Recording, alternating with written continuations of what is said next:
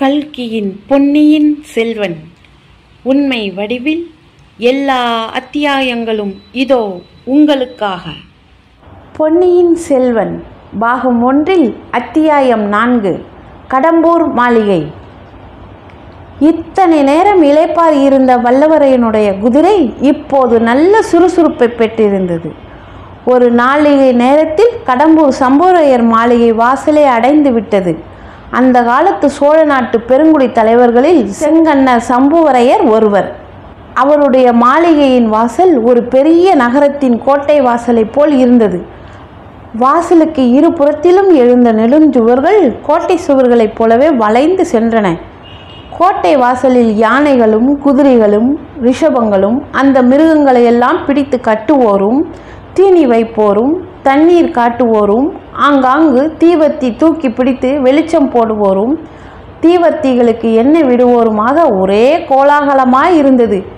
இதையெல்லாம் பார்த்த வல்லவரையனின் உள்ளத்தில் சிறிது தயக்கமும் துணுக்கமும் ஏற்பட்டன. ஏதோ இங்கே பெரிய விசேஷம் ஒன்று நடைபெறுகிறது, இந்த சமயத்தில் நாம் வந்து சேர்ந்தோமே என்று எண்ணினான். நடக்கும் விசேஷம் என்ன என்பதை பார்த்து தெரிந்து கொள்ளும் ஆவலும் ஒரு பக்கம் பொங்கிக் கொண்டிருந்தது. கோட்டை வாசற்கதவுகள் திறந்துதான் இருந்தன. ஆனால் திறந்திருந்த வாசலில் வேல் பிடித்த வீரர்கள் சிலர் நின்று கொண்டிருந்தார்கள். அவர்களை பார்த்தால் யமகிங்கர்களைப் போல் இருந்தது. தைரியமாக குதிரையை விட்டு கொண்டு உள்ளே போவதுதான் உசிதம் என்றும் அந்த வீர வாலிபன் எண்ணினான். அந்த எண்ணத்தை உடனே காரியத்தில் நிறைவேற்றினான். ஆனால் என்ன ஏமாற்றம்! குதிரை கோட்டை வாசலை அணுகியதும் வேல் பிடித்த வீரர்கள் இருவர் தங்கள் வேல்களை குறுக்கே நிறுத்தி வழிமறித்தார்கள். இன்னும் 4 பேர் வந்து குதிரையின் தலைக்கயிற்றை பிடித்து கொண்டார்கள். அவர்களில் ஒருவன் வந்தியத்தேவனை உற்று பார்த்தான். இன்னொருவன் தீவர்த்தி கொண்டு வந்து உயர தூக்கி முகத்துக்கு நேரே பிடித்தான். வல்லவரையன் முகத்தில் கோபம் கொதிக்க, இதுதான் உங்கள் ஊர் வழக்கமா? வந்த விருந்தாளிகளை வாசலிலே தடுத்து நிறுத்துவது என்றான். நீ யார் தம்பி, இவ்வளவு துடுக்காக பேசுகிறாய்? எந்த ஊர் என்றான் வாசற்காவலன். என் ஊரும் பேருமா கேட்கிறாய்? வானகப்பாடி நாட்டு திருவள்ளம் என் ஊர். என்னுடைய குலத்து முன்னோர்களின் பெயர்களை ஒரு காலத்தில் உங்கள் நாட்டு வீரர்கள் தங்கள் மார்பில் எழுதி கொண்டு பெருமை அடைந்தார்கள். என் பெயர் வல்லவரையன் வந்தியத்தேவன், தெரிந்ததா என்றான். இவ்வளவையும் சொல்வதற்கு ஒரு கட்டியக்காரனையும் கூட அழைத்து வருவதுதானே என்றான் காவல்காரர்களில் ஒருவன். இதை கேட்ட மற்றவர்கள் சிரித்தார்கள். நீ யாராயிருந்தாலும் இனி உள்ளே போக முடியாது. இன்றைக்கு வரவேண்டிய விருந்தாளிகள் எல்லாம் வந்தாகிவிட்டது. இனிமேல் யாரையும் விட வேண்டாம் என்று எஜமானின் கட்டளை என்றான் காவலர் தலைவன். ஏதோ வாக்குவாதம் நடக்கிறதை பார்த்து கோட்டைக்குள்ளே சற்று தூரத்தில் நின்ற சில வீரர்கள் அருகில் வந்தார்கள். அவர்களில் ஒருவன், அடே, நாம் அங்கே திருவிழா கூட்டத்தில் விரட்டி எடுத்தோமே, அந்த குதிரை போல இருக்கிறதடா என்றான். இன்னொருவன், கழுதை என்று சொல்லடா என்றான். கழுதை மேல் உட்கார்ந்திருக்கிறவன் என்ன விரைப்பாக உட்கார்ந்திருக்கிறான் பாரடா என்றான் மற்றொருவன். வல்லவரையன் காதில் இந்த சொற்கள் விழுந்தன. அவன் மனதிற்குள், எண்ணத்திற்கு வீண் வம்பு, திரும்பி போய் விடலாமா?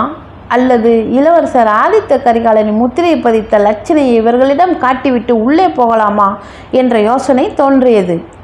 வடதிசைப்படையின் மாதண்ட நாயகராகிய இளவரசரின் லட்சணையை பார்த்துவிட்டு தன்னை தடுக்கக்கூடியவர்கள் வட பெண்ணையிலிருந்து குமரி வரையில் யாருக்கும் கிடையாது.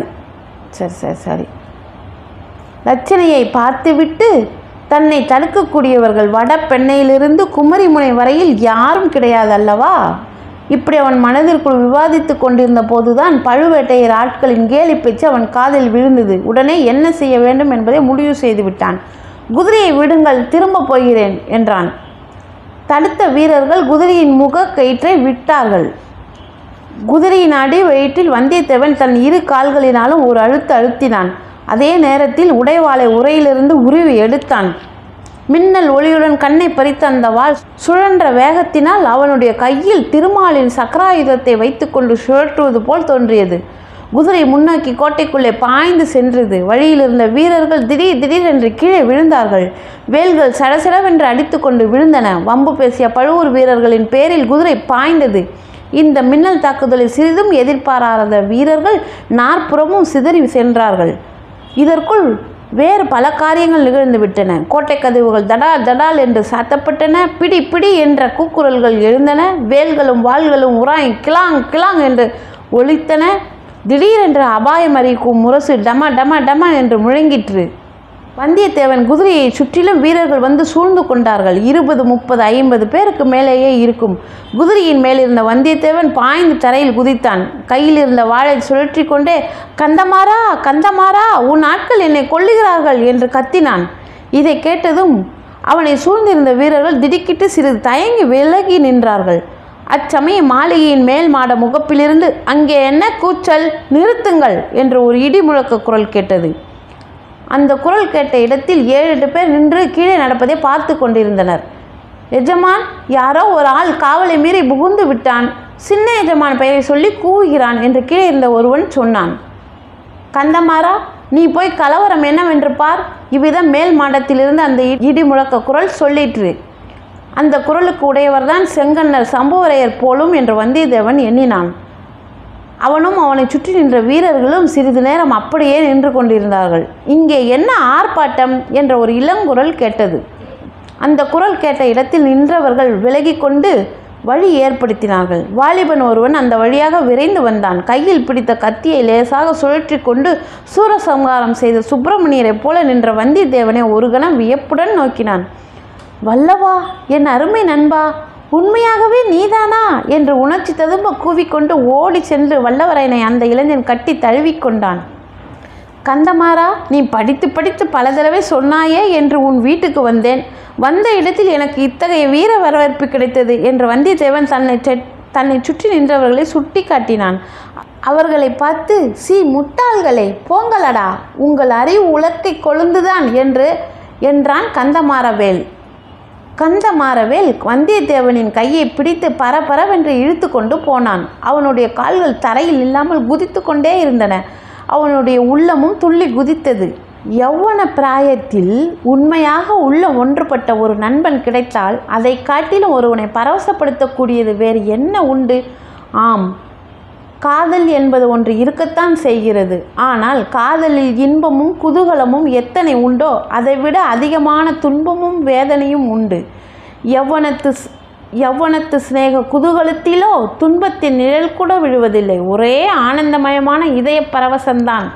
போகிற போக்கில் வல்லவரையன், கந்தமாறா, இன்றைக்கு என்ன இங்கே ஏக தடபுடலாக இருக்கிறது? இவ்வளவு கட்டுக்காவல் எல்லாம் எதற்காக என்றான். இன்றைக்கு இங்கே என்ன விசேஷம் என்பதை பற்றி அப்புறம் விவரமாக சொல்கிறேன்.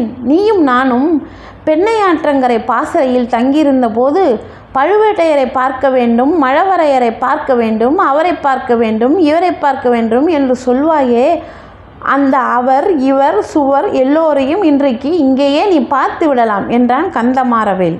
பிறகு விருந்தாளிகள் அமர்ந்திருந்த மாளிகை மேல் மாடத்துக்கு வல்லவரையனை கந்தமாறன் அழைத்து சென்றான். முதலில் தன் தந்தையாக சம்புவரையரிடம் கொண்டு போய் நிறுத்தி, அப்பா, என் தோழன் வானர் குலத்து வந்தியத்தேவனை பற்றி அடிக்கடி தங்களிடம் சொல்லி கொண்டிருப்பேனே, அவன் இவன்தான் என்றான். வந்தியத்தேவன் பெரியவரை கும்பிட்டு வணங்கினான். அதை குறித்து சம்புவரையர் அவ்வளவாக மகிழ்ச்சி அடைந்ததாக தோன்றவில்லை. அப்படியா, கீழே அரண்மனை வாசலில் அவ்வளவு கலவரம் செய்தவன் இவன்தானா என்று கேட்டார்.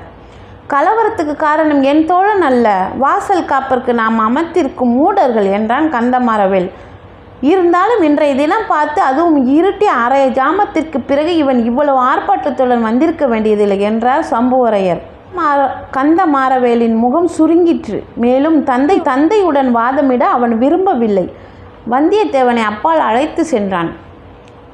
வந்திருந்த விருந்தாளிகளுக்கு மத்தியில் நடுநாயகமாக ஒரு உயர்ந்த பீடத்தில் அமர்ந்திருந்த பழுவேட்டையரிடம் அழைத்து போய், மாமா, இவன் என் ஆருயிர் நண்பன் வந்தியத்தேவன், வானப்பேரரசர் குலத்தவன்.